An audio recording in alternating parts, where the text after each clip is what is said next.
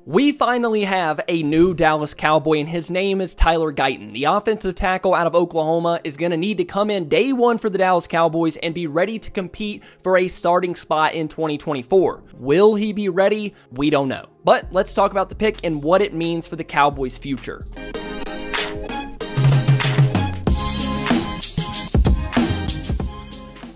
To start the night for the Cowboys in this draft, they swapped their 24th pick with Detroit and sent a 2025 7th round selection to the Lions for pick number 29 and number 73 in the 3rd round. Off the bat, I love this trade. I know that Graham Barton was sitting there.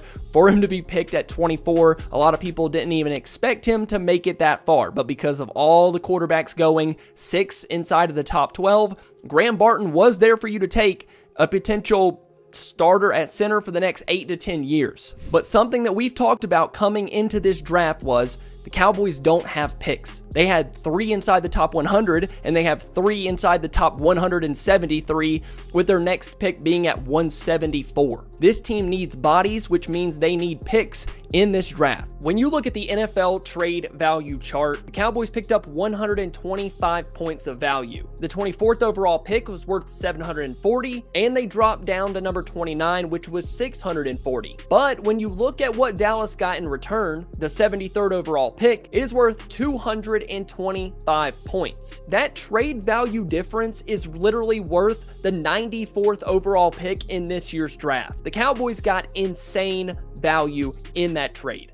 I like the trade a lot. Now, I didn't really love what happened after that because guys like Graham Barton, Darius Robinson, and others started coming off the board. And when it got to number 29, it kind of felt like Tyler Guyton was going to be the selection. He's a guy that's been heavily linked to the Cowboys, and his deficiencies as a player have also been highly noted as well. Now, when you look at Tyler Guyton as a player, the first word that's going to come to your mind is raw. He's a very raw prospect. He hasn't been playing the tackle position for very long, but he has the physical traits to be a really good player at the next level. We did see him at the Senior Bowl, and I thought he had his ups and downs. There were moments where he dominated guys, and there were moments where he didn't. First off, Guyton is huge, standing at 6'8", 322 pounds. Now, when I say that Tyler Guyton hasn't played a lot of snaps at tackle, I mean it. In 2021 at TCU, he played in 8 games at tackle and running back. This man literally had a start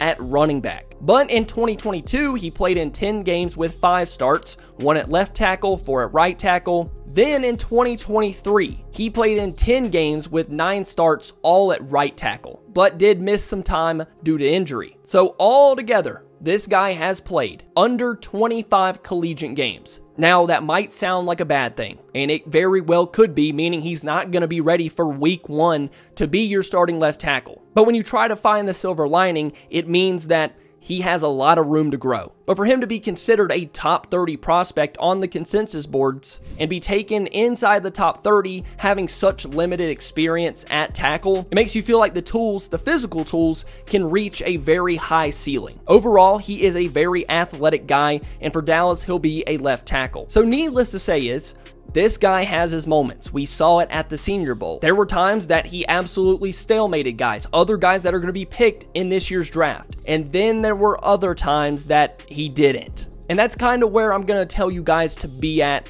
going into training camp, rookie mini camps, OTAs, all of that stuff. So he still has a lot to learn, but he also has a lot of room to grow. There are technique issues, and those issues come with not playing a lot of football at that position. Tyler Guyton is going to have his ups and downs as a player. He hasn't been playing the position very long. It's going to take him some time to really find his groove, work out some of the kinks in his technique to be a solid, consistent player. And I think that's what you're going to have to battle with if he starts in 2024. A lot of ups and downs. Others might not, but at least for me, I see the potential. I see the ceiling, and I get taking a shot on a premium position like left tackle. I also think it's time to give the Cowboys a little bit of the benefit of the doubt here. They're good at selecting offensive linemen. We didn't like the Tyler Smith pick. The The dude's a all-pro left guard. I think the best thing that we can do is give Tyler Guyton time to develop. Get him in an NFL building, get him in a strength program, work on some of those technique issues that we've talked about, and you could have a hell of a player. Now, if you're not going to take this from me, at least take it from a guy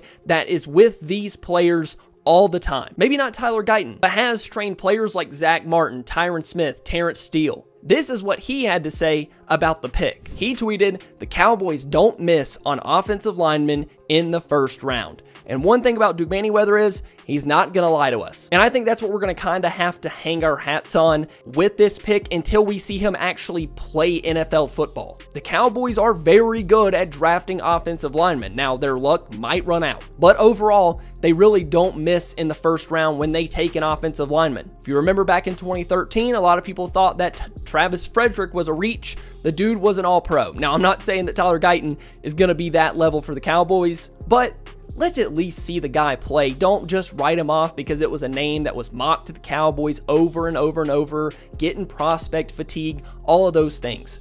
It's going to be important to let the guy develop, let him play, let's see how he looks in training camp. He has the physical tools. We're just going to have to put all that together. So thank you guys so much for watching. Be back with me here on day 2. I'll have more videos out on all of the prospects that Dallas draft. A more busy day on day 2 because they picked up that number 73. Thank you guys so much for watching the video. If you enjoyed, please make sure to leave a like and subscribe to the channel. I love you all, and I'll see you next time.